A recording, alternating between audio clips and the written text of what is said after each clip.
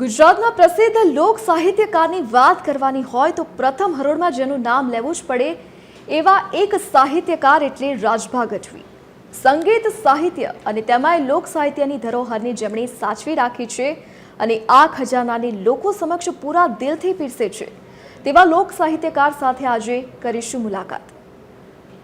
ગુજરાત અને તેનો કલા વારસો એટલો તો અમૂલ્ય છે કે જે ગુજરાતને તેના સાંસ્કૃતિક વારસાને તેની ભવ્યતાને વધુને વધુ સમૃદ્ધ બનાવનારો બની રહ્યો છે.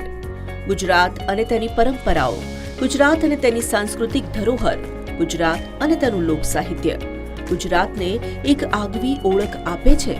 તેમાં પણ આપણા કલાકારોની વાત કરીએ તો આપણા કલાકારોએ આજે દેશ વિદેશમાં પોતાની એક અલાયદી જગ્યા પ્રસ્થાપિત કરી છે.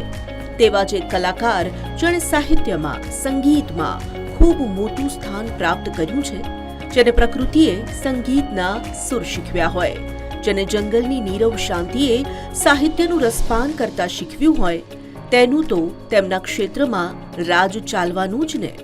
જી હા, અમે વાત કરી રહ્યા છીએ રાજભા ગઢવીની.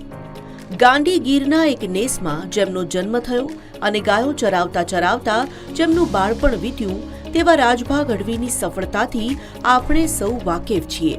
પણ તેમની સફળતાની યાત્રા ખૂબ જ રસપ્રદ છે અને આજે રાત્રે 8 કલાકે તેમની આ સફળતાના આપણે સાક્ષી થઈશું. જોવાનું ન ચૂકશો કાર્યક્રમ શૂન્યમાંથી સર્જન, આજે રાત્રે 8 કલાકે.